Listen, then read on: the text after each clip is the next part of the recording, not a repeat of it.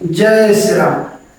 मु आपनकर प्रिय भक्त बंधु पटेल चीफ लाइफ इंश्योरेंस भाई मोर प्रिय समस्त भारतीय जीवन बीमा अभिकर्ता एवं भारतीय जीवन बीमा जमाकर्ता मानू आज पुण्य श्री श्री मर्यादा पुरुषोत्तम रामचंद्र जन्मदिन से उपलक्षे आपण सपरिवार को आपन को कोटि कोटि धन्यवाद एवं प्रभु राम भगवान ठाणे मु प्रार्थना करुछि आप परिवार समस्त मंगल कामना करंतु एवं आशीर्वाद प्रदान करंतु। बंधु आज मु एक विशेष वार्ता देवा चाहूँगी।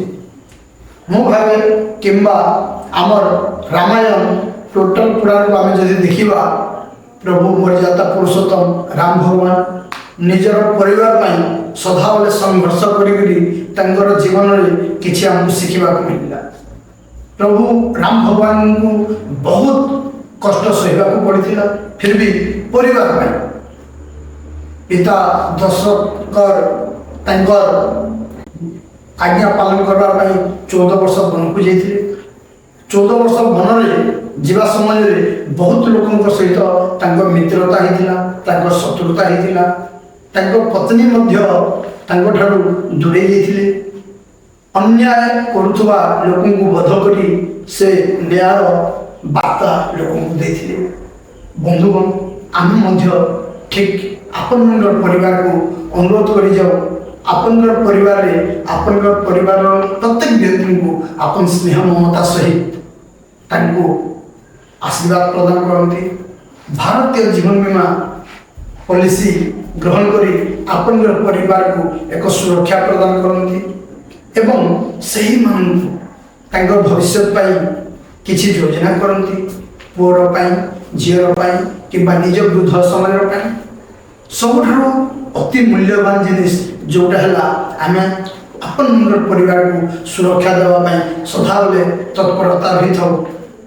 मोर प्रिय गुरुजन एवं भारतीय जीवन बीमा जमाकर्ता मुझे पुणी थे आज यही पुण्य दिन में प्रभु रामचंद्र मर्यादा पुरुषोत्तम को कोटि कोटि प्रणाम पाद तले करुछि। आपण सपरिवार सुख शांति समृद्धि कामना करंतु एवं प्रदान करंतु।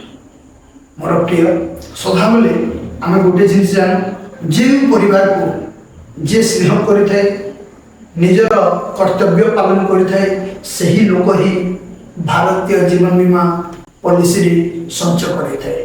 कारण लाइफ इंश्योरेंस रे दुईटा लाभ हमको मिली था गोटे है आम परिवार सुरक्षा प्रदान करे एवं द्वितीय जिनटी है आशीर्वाद भविष्य आम फाइनेंशियल फ्रीडम को सपोर्ट करते।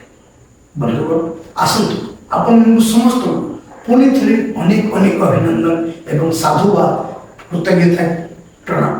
कारण आपन ही सही व्यक्ति जोटा कि आपन परिवार को स्नेह ममता करी आपन लाइफ इंश्योरेंस पॉलिसी करी प्रभु राम भगवान करुणा प्राप्त कर प्रभु रामचंद्र भगवान आदर्श अपन पालन कर तरफ मो समस्त भारतीय जीवन बीमा अभिकर्ता एवं जमाकर्ता मानू कोटि कोटि दंडवत एवं साधुवाद एवं आज राम भगवान जन्मदिन उत्सव में आपण समस्त मोर हृदय मो परिवार सहित कृतज्ञता ज्ञापन कर। नमस्कार।